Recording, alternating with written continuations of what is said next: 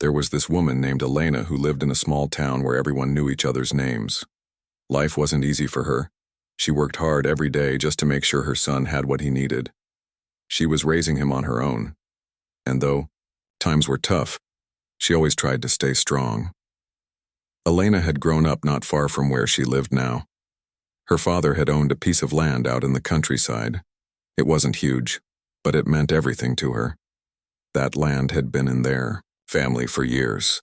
Her dad used to work it with his own hands, planting crops, building a small house, and watching the seasons change year after year. When her father passed away, it hit her hard. He was more than just family. He was her anchor, the person who always reminded her where she came from. After the funeral, there was paperwork to handle, things to sort out. But Elena was dealing with grief and didn't have the energy to focus on everything at once. She trusted people, maybe too much. Her cousin Marlene, who had always seemed friendly, offered to help.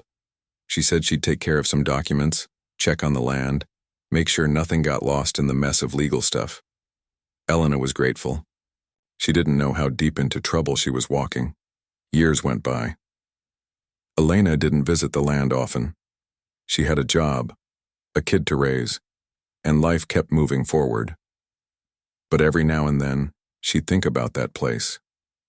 The smell of the soil, the sound of the wind through the trees, the stories her dad used to tell when they sat on the porch together. One day she decided it was time to go back. Not to move there yet, but just to see it again. She packed a light bag, told her son they were going on a little trip, and drove out to the property. As they got closer, she felt a strange mix of excitement and nervousness. But when she pulled up to the gate, something didn't feel right. The house that her dad built, it was gone. In its place stood a brand new one, painted white with fresh windows and a clean roof. There were cars parked outside. Someone was living there. Elena stepped out of the car, heart pounding. She walked up to the fence and stared at the house like it didn't belong to this world. Her mind raced. How? Why? Who? A neighbor saw her standing there and came over. "Oh, hey," he said casually. "You must be Elena. I heard you owned this place." She nodded slowly. "I did. I still do. But who's living here now?" "Oh," the neighbor said, scratching his head. "That's Marlene. She moved in a couple years ago. Said she had papers proving ownership, didn't you know?" Elena's stomach dropped. She couldn't speak. She just stared at the house like it might explain itself. Marlene had been staying there for years. She changed the locks, paid the bills, even put up fences. And worse, she made it look like she had every right to be there. Back in the car, Elena sat quietly while her son asked questions she didn't have answers for. She called her lawyer the next morning, voice shaking. The pieces started coming together. Forged documents, fake signatures, lies told so smoothly they almost sounded true. But the worst part? Marlene wasn't backing down. When Elena finally confronted her, Marlene smiled like nothing was wrong. "You weren't using it," she said, "and your dad told me I could have it. You just don't remember." Elena was stunned. Her father would never do that. They were close. He trusted her. He loved her. And now someone had taken everything from under her nose. She didn't know how long the fight would last. She didn't know if she'd win. But she knew one thing. She wasn't going to let someone steal her past and pretend it belonged to them. This wasn't just about land anymore. It was about truth. About family. About standing up when everything feels like it's slipping away. So she took a deep breath, wiped her tears, and started preparing for the hardest battle of her life. Not with fists or fire, but with facts, patience, and the kind of courage only a mother fighting for her family can have. Elena sat at her kitchen table with a stack of papers spread out in front of her.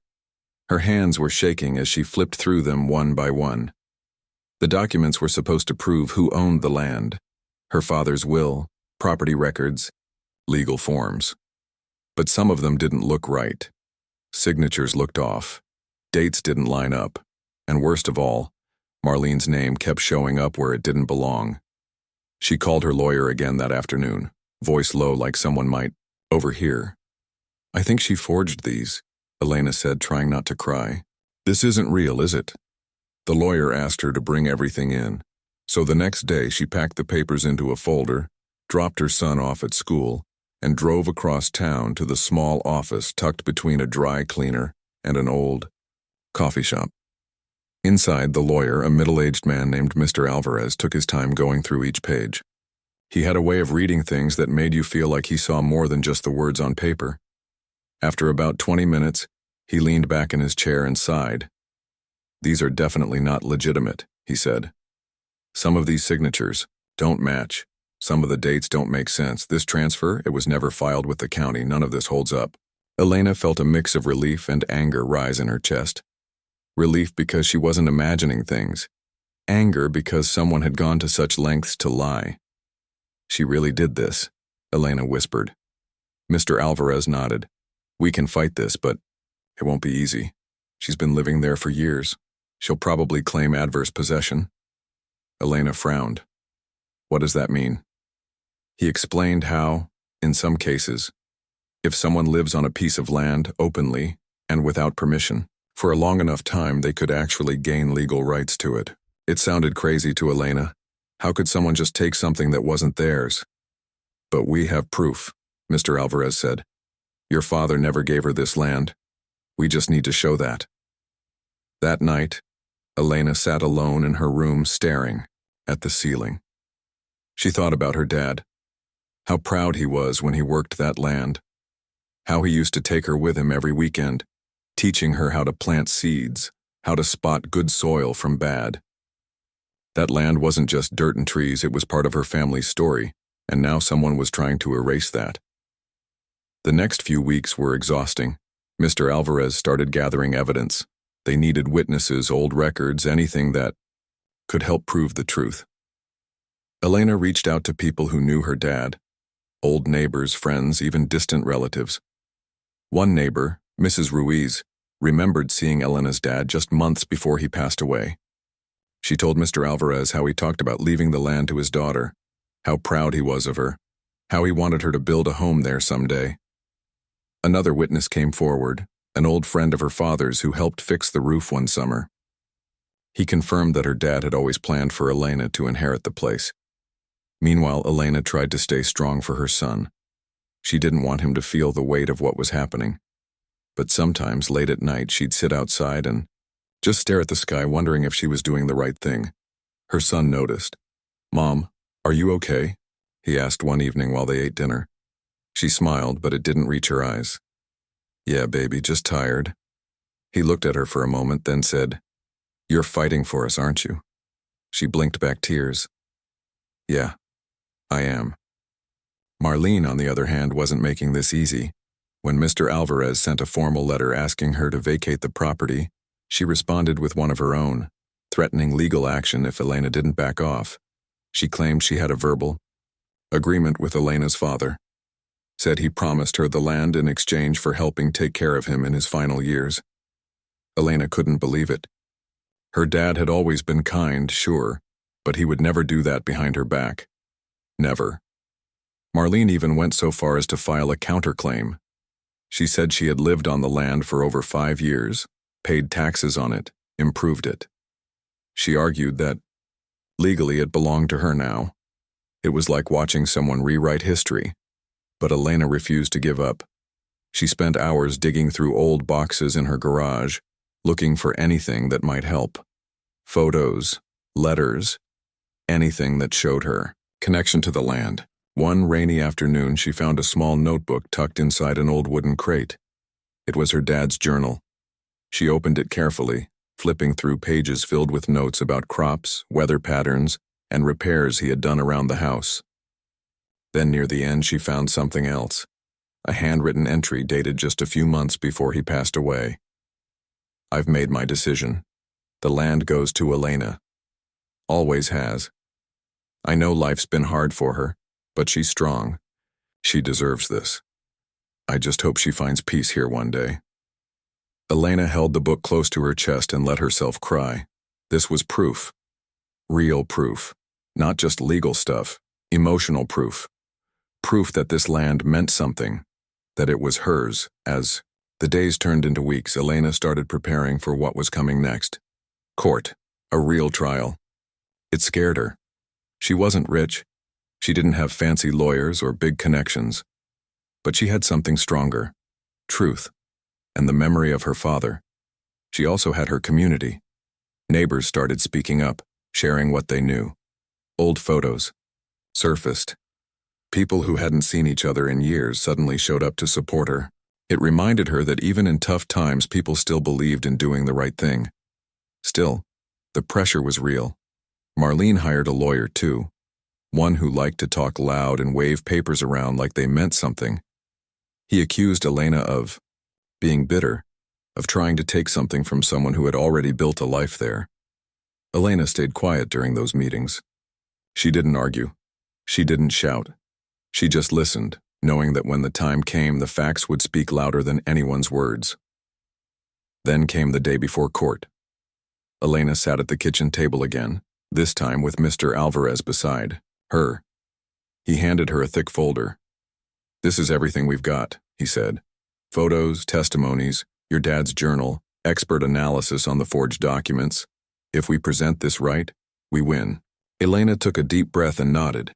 She looked at her son, who was sitting nearby, quietly drawing in his notebook. He looked up and gave her a small smile. "You got this, Mom," he said. She smiled back. "I'm gonna try." The next morning, Elena woke up early. She put on her best clothes, not because she wanted to impress anyone, but because she wanted to remind herself who she was fighting for. She stepped outside, looked at the sky, and whispered a quiet prayer. Not for victory, not for revenge, just for justice. Then she got in the car, closed the door, and drove toward the courthouse. Because some fights aren't about winning, they're about standing up. Even when it's hard, even when the odds are against you, especially when someone tries to steal your past. The courtroom was colder than Elena expected. She sat on one side, her hands folded tightly in her lap. Her lawyer, Mr. Alvarez, was beside her, flipping through papers like he was making sure everything was exactly where it needed to be. On the other side, Marlene looked calm. Too calm. She wore a sharp dress, her hair neatly done, smiling at people like this was just another day. Like she hadn't taken something that didn't belong to her. Elena couldn't believe how easily Marlene could pretend like nothing was wrong. The judge walked in, everyone stood up, and then the trial began. Mr. Alvarez spoke first. He told them, court, who Elena was, what had happened, and why this case mattered. Not just legally, but emotionally. He explained how Elena's father worked that land his whole life, how he wanted it to go to his daughter, and how someone else had come in after he was gone and tried to erase all of that. Then came the evidence. Old photos were shown. Elena, as a little girl, standing next to her dad on that same land.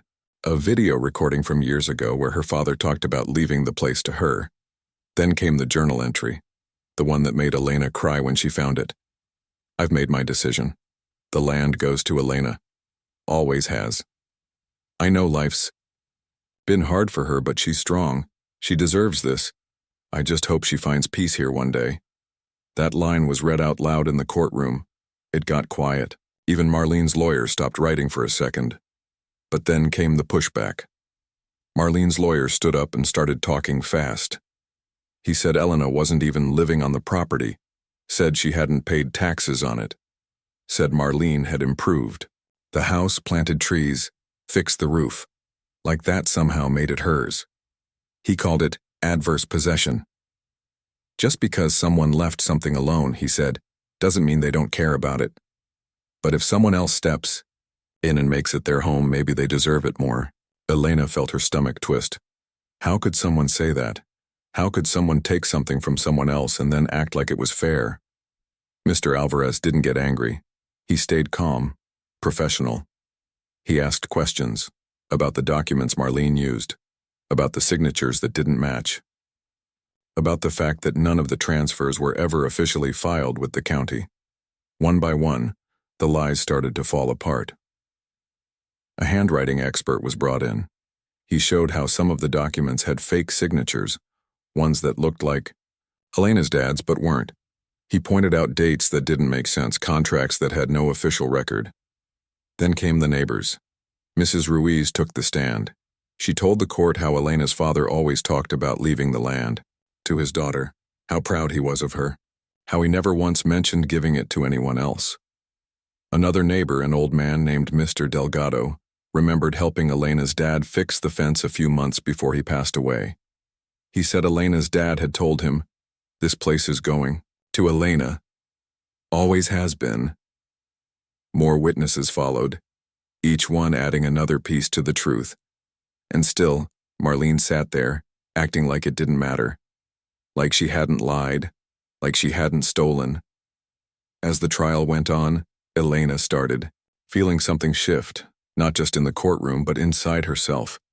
She realized this wasn't just about proving Marlene was lying. It was about standing up for herself, for her family, for her son. She thought about how hard she'd worked to give her boy a good life.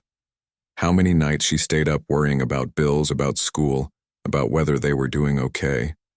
And now someone had tried to take the last piece of her father's legacy, something she was saving for her child. That hit her hard. Later that evening, she sat with her son at a small diner across the street from the courthouse. They ate quietly, both tired. "You're doing really good, Mom," he said, looking up from his plate. She smiled, but her eyes were tired. "Thanks, baby." He put his fork down. "You know, if we lose, it's still okay."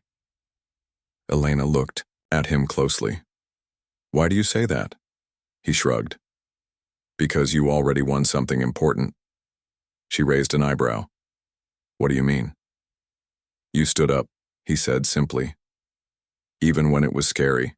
That's bigger than the land." Elena stared at him for a long time.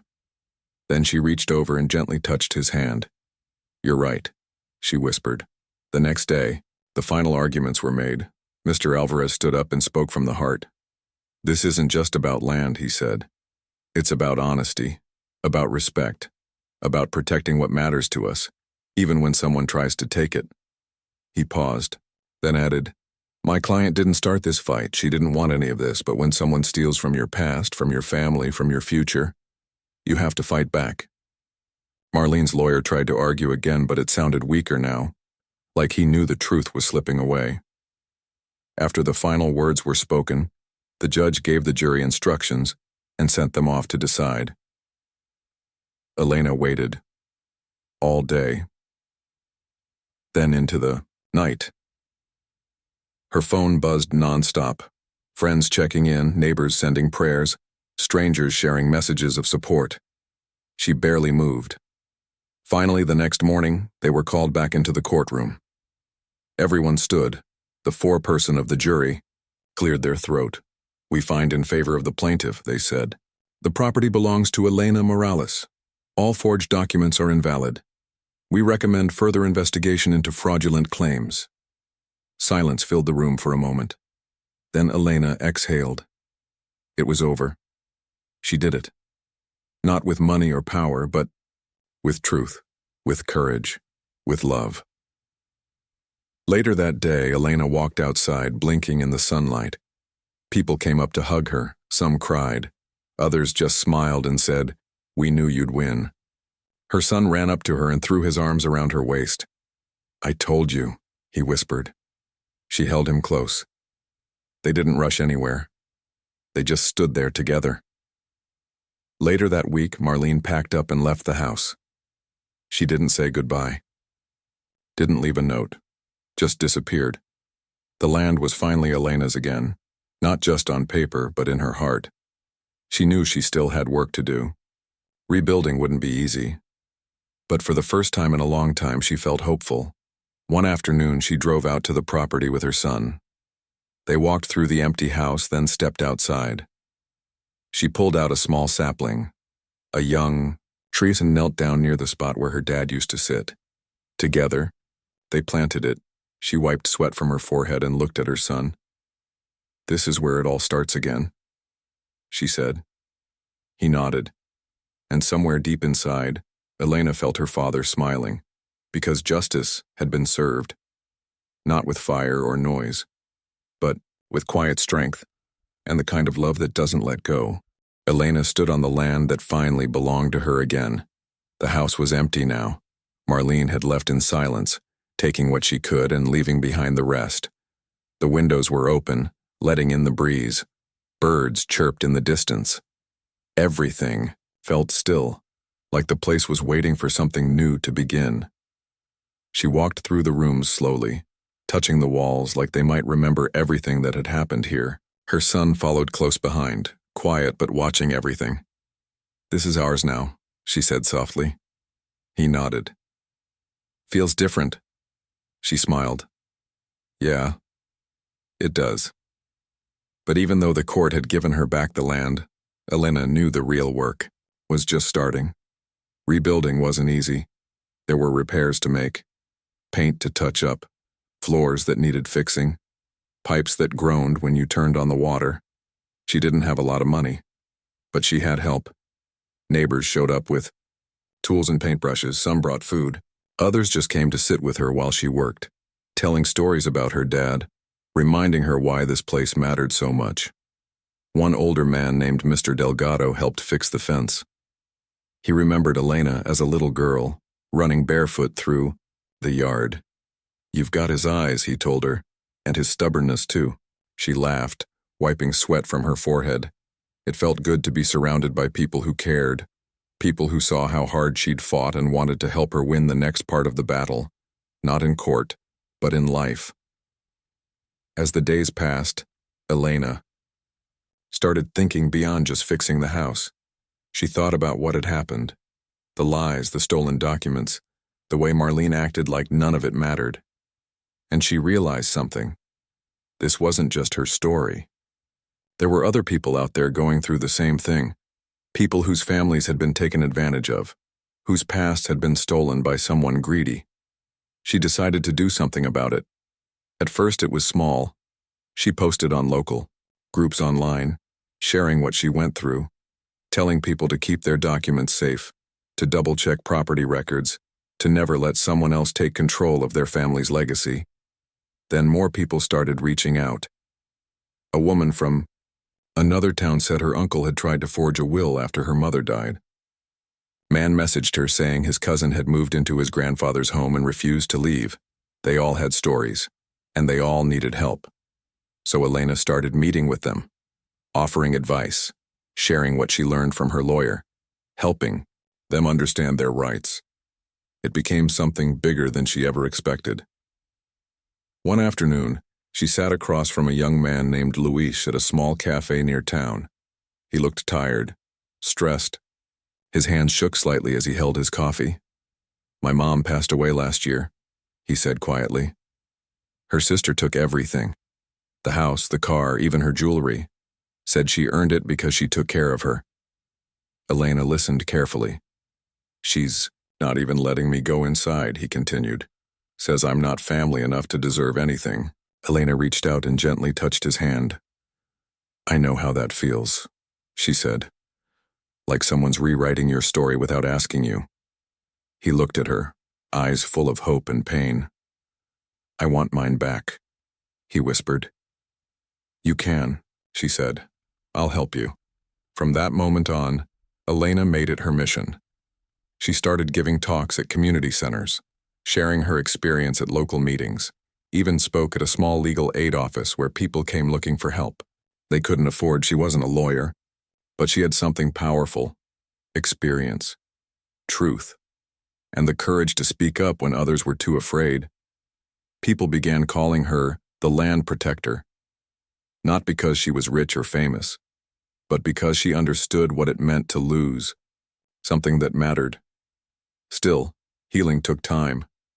Some nights Elena would sit outside alone, staring at the sky, thinking about her father, wondering if he was proud of her. She missed him. She always would. But now, instead of just memories, she had a place to hold on to those feelings, a place where she could honor him. One evening, she and her son planted a stone near the tree they had put in the ground weeks earlier. On it, they carved, "For Dad. This land remembers you." They stood back and looked at it together. "It looks good," her son said. Elena nodded. "He'd like it." As time passed, the house began to change. Walls were painted. New curtains hung in the windows. Old furniture was replaced with things that felt like home. Every corner of the place filled with love again. Sometimes Elena would walk through the rooms and imagine her dad sitting in his favorite chair, drinking coffee and watching the sunset. She knew he was gone. But she also knew he was still with her, in the wind that rustled the trees, in the soil beneath her feet, in the strength she found when she thought she had nothing left. Months later, Elena stood in front of a small group at a local hall. People had come to hear her talk. Some were older, some younger. All of them had questions. "How did you keep going?" one woman asked. Elena smiled. "Because I had to. Because giving up would mean letting someone erase my past. And I wasn't going to let that happen." Another person asked, "Was it worth it?" She thought for a moment. "Yes," she said. "Not just because I won, but because I learned something important. That standing up for yourself isn't weakness. It's strength. And sometimes the only way to protect your future is to fight for your past." That night, Elena sat outside once again. The stars were out. The air was cool. Her son was asleep inside. She leaned back in her chair, closed her eyes, and breathed deeply. She had done it, not just gotten her land back, but rebuilt her life, piece by piece, heartbeat by heartbeat. And somewhere, deep inside, she knew this was just the beginning. Elena sat on the porch one morning with a cup of coffee in her hands. The sun was just coming up, painting the sky in soft colors. The birds were singing. The wind was calm. Life had settled into a quiet rhythm again. She looked around at the land, the trees, the small garden she was starting to grow. The house that now truly felt like home. It hadn't been easy getting here. There were days she wanted to give up. Days when the fight felt too big, the lies too loud, and the pain too heavy. But somehow she kept going. And now everything was different. Not just for her, but for others too. People had started reaching out more often. Some just to thank her. Others asking for help. She never said no. One day, a woman named Rosa showed up at her door. She was older, with tired eyes and a voice full of worry. "I heard you helped people like me," she said, clutching a folder to her chest. "I don't know who else to go to." Elena invited her inside. They sat at the kitchen table and Rosa told her story. Her brother had taken over her late husband's property after he passed away. He claimed it was his by right, said her husband had promised him the land before he died. There were papers she had never seen, signed in a handwriting she didn't recognize. Elena listened carefully. She knew this story too well. When Rosa finished, she looked at Elena with tears in her eyes. "I just want what's mine back," she whispered. "Is that too much to ask?" Elena shook her head. "No, it's not." She reached across the table and gently touched Rosa's hand. "I'll help you," she said. From that moment on, Elena became more than just someone who fought for her own land. She became a guide, a fighter, a voice for those who thought they had none. She met with people in town. She shared what she had learned from her lawyer. She taught them how to check property records, how to spot fake documents, and most importantly, how to stand up for themselves. Some of them were scared. They didn't have money. They didn't know where to start. They feared being laughed at or ignored. But Elena reminded them, you don't need power to be right, you just need truth and courage. Slowly, people began to believe in themselves again. Luis, the young man who had lost his mother's home, followed through with his case. With Elena's support, he got his house back. Another woman, named Clara, used what Elena taught her to prove her uncle had forged a will. She won her family's land back. More names joined the list of people who had been wronged, and then made whole again. Elena wasn't just helping them reclaim land, she was helping them reclaim their lives. One afternoon she gave a talk at the community center. About 20 people came, some old, some young, all curious, all hurting. She stood at the front with her hands in her pockets, speaking like she was talking to friends. "This isn't about money," she said, "or revenge. This is about respect, about protecting what matters to you, about making sure no one can rewrite your story without your permission." She paused, then added, "I lost my land once, not because I didn't care, but because I trusted the wrong person. But I learned something important. Sometimes the only way forward is to stand your ground." A man raised his hand. "How did you stay strong?" he asked. Elena smiled softly. "Because I had someone to fight for. My son, my father's memory, and later, everyone else who needed help." She looked around the room. "You don't have to do this alone," she said. "Find someone who believes in you. Lean on them. Share your story. And don't let anyone make you feel like your truth doesn't matter." After the talk, people stayed behind. They hugged her, they thanked her, some cried. One woman handed her a small notebook. "My dad wrote this," she said. "He always said he'd leave the land to me, but now I'm afraid someone might try to take it." Elena opened the book and read a few lines. "To my daughter, this land is yours. Always has been. Take care of it. Take care of yourself." She closed the notebook gently and handed it back. "Keep this safe," she said. "And if anyone ever tries to take it from you, call me." As the months went by, Elena's work grew. She started meeting with local officials to talk about legal protections for families facing property fraud. She worked with lawyers who offered free advice to people who couldn't afford it. She even recorded short videos sharing tips: how to protect your documents, how to check ownership records, how to trust your gut when something feels wrong. People started calling her the Land Guardian, not because she was perfect, but because she understood what it meant to lose something that mattered. Still, life wasn't all meetings and talks. She still had her son to raise. She still cooked dinner every night. She still sat outside and watched the sunset. One evening, she sat beside her son on the porch, both of them eating ice cream as the sky turned orange. "I'm proud of you," he said suddenly. She looked at him. "For what?" "For helping other people. For not giving up." She smiled and pulled him close. "You helped me," she said. "More than you know." He leaned his head on her shoulder. They sat there in silence for a while. Then he asked, "Do you think Dad would be proud too?" Elena looked out at the land, the trees swaying gently in the breeze. "I know he is," she whispered. That night, Elena lay in bed thinking. She thought about the journey, the lies, the court, the long nights filled with doubt. And she thought about how far she had come, not just in winning back the land, but in finding purpose in the pain. She realized something.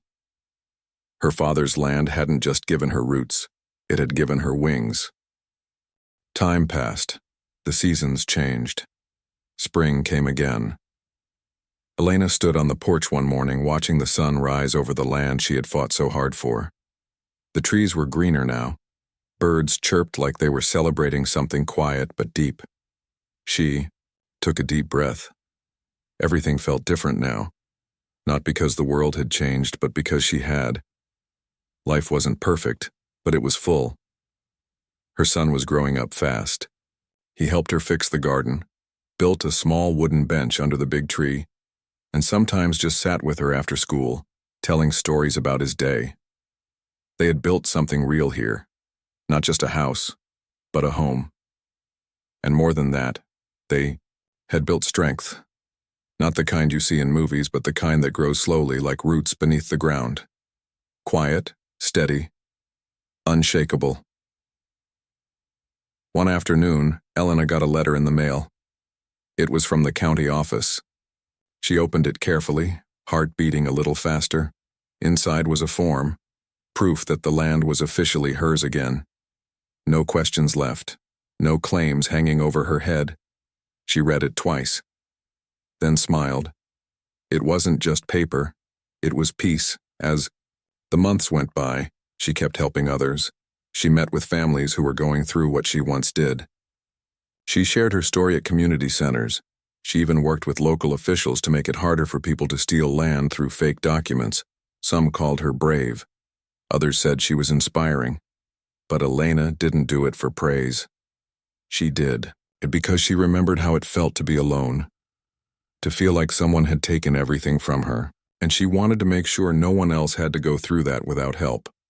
One evening, she sat outside with Mr. Delgado, the neighbor who had helped fix the fence. He handed her a cup of tea and sat down beside her. "You've done good," he said simply. She smiled. "Feels like I'm just getting started." He nodded. "That's the thing about fighting for what's right. You don't stop when you win, you keep going so others can win too." She looked out at the land, then back at him. "Thanks for always believing in me," she said. He chuckled. "I didn't have a choice. You made it easy." Then came the day she planted the last tree. It was near the edge of the property, close to where her father used to sit and watch the sunset. She knelt in the dirt with her son beside her. "This one's for us," she said. "For Dad?" he asked. She nodded. "For all of us." Together they pushed the soil down, patted it gently, and stood back. She wiped sweat from her forehead and smiled. "It'll grow strong," she said. He looked at her. "Like us?" She pulled him into a hug. "Exactly like us. People still talked about what happened, about how someone tried to take her land, about how she stood up in court and told the truth, even when it was scary. But what mattered most wasn't the talk. It was the change. She had shown people that they could fight back, that even when someone tries to rewrite your story, you still get to hold the pen. That justice doesn't always come quickly, but when it does, it's worth every step of the journey. Sometimes late at night, Elena would sit outside and think about everything. She thought about her father, about the lies, about the courtroom, about the long days and the heavier nights. And she realized this wasn't just about land. It was about standing up when you feel small, about protecting what matters, about finding your voice when someone tries to silence it. One morning, she walked into town and stopped by the small legal aid office. She knocked on the door and stepped inside. A young woman behind the desk looked up. "I want to volunteer," Elena said. The woman smiled. "We can always use people like you." Elena sat down, filled out a form, and left feeling lighter than she had in years. Because she knew now. Her story wasn't just about losing something. It was about winning it back and helping others do the same. Later that week, she received a message from Rosa, the woman who had come to her door asking for help. "Thank you. We won. My husband's land is mine again." Elena read it twice, then typed back, "You did the hard part. You stood up. Proud of you." As the year turned, life settled into a rhythm that felt right. Mornings began with coffee and birdsong. Afternoons were filled with laughter and work. Evenings ended with stars and stories. And somewhere in the middle of it all, Elena found something she hadn't expected.